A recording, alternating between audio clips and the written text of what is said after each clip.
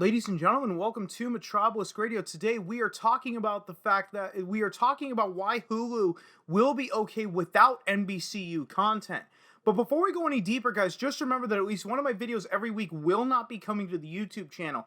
It will only be coming to my BitChute, Odyssey, and Rumble channels. So if you're watching this on YouTube and you have not started following me on at least one of those three alternative sites, the links to those will be down in the description below. Anyway, guys, let's get into this article written by Variety, and this is from a Variety VIP Plus that I totally did not use an archive link to get around their bullshit paywall. I plead the fifth after that. The Hulu catalog will be thinner on NBCUniversal content by the end of the year, 2022.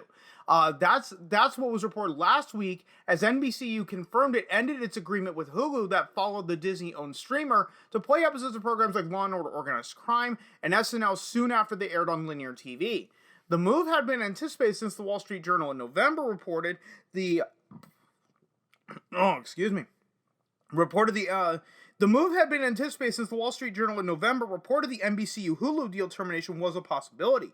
Starting in September, the deal termination will affect certain NBCU library content on Hulu in addition to next day content.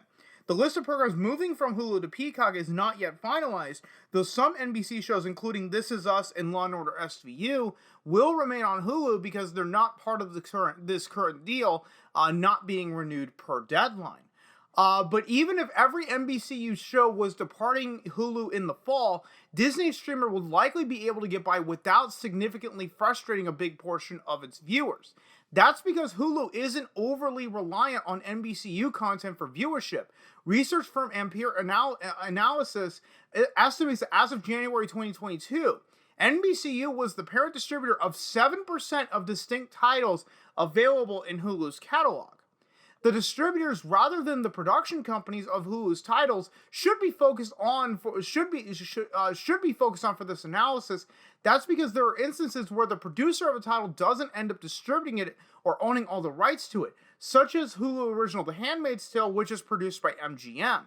The share of distinct titles attributed to independent/other increased notably since October 2021, in part due to Hulu adding content from Hotstar, which is set to shut down in the US in late 2022, according to Ampere. However, Ampere estimates the share of distinct titles in Hulu's catalog attributable to NBCU did not change significantly between October 2021 and January of this year. Keep in mind that NBCU's 7% share of content wasn't necessarily punching above its weight on Hulu either. For example, Ampere also estimated that as of January 2022, NBCU didn't account for a significant portion of Hulu's most well-received content. Ampere analyzed various content rating databases, including IMDb, Rotten Tomatoes, and Metacritic, and estimated which 500 titles, either TV series or movies on Hulu in January 2022 were the most positively reviewed by users and critics. To estimate which 500 titles were the most positively reviewed, Ampere assigned each analyzed title a proprietary metric that factored in the number of and scores from reviews that a title had received across various ratings databases. Reviews coming from more established data sources might receive more weight. With this method, 7% of the 500 titles Ampere determined to be the most positively reviewed on Hulu in January counted NBCU as parent distributor, lower than the percentage of Paramount at only 10% and Disney at 23%. The NBCU content exit from Hulu spotlights how aggressively Comcast hopes to grow its nearly two-year-old video streamer, Peacock. The service was reported by Comcast to have 9 million paid subscribers and 24.5 million signups during the telecom's Q4 2021 earnings, which is one indication that Peacock had a relatively strong October to December quarter. Comcast didn't give updated Peacock signup or subscriber metrics in its Q3 earnings. While next-day NBCU content will help Peacock's appeal, it's not necessarily a game changer for the service, which has had an originals push lagging behind that of other streamers that launched around the same time it did.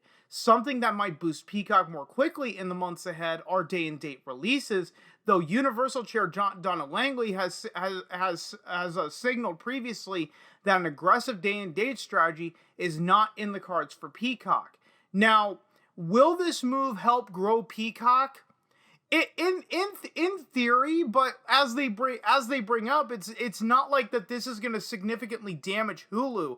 I mean, this is not equivalent to the Marvel Netflix shows being pulled from Netflix and then being put on Disney Plus. That is very damaging to Netflix. But if you could no longer watch, This Is Us or Law and Order SVU or Organized Crime on Hulu, the data and statistics back it up that it doesn't really, NBCU doesn't really contribute a lot to the service anyway.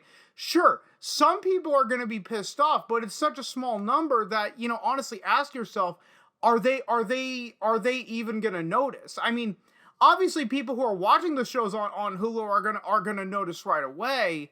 Some of them might be so pissed off and cancel and subscribe to Peacock, but some might stick around and just go, okay, whatever. I was only really watching SVU, so I really don't care about this. Me personally, I really don't care about it. I was one of those people where I only caught SVU from time to time, so I don't really care. There's plenty of other things to watch on Hulu than just stuff offered by NBCUniversal. And guys, that's pretty much all I got for you. If you stuck around this long, thanks so much for doing so. And if you've been following me long enough, you know I'm terrible at ending these videos. So I'll just see you guys on next time.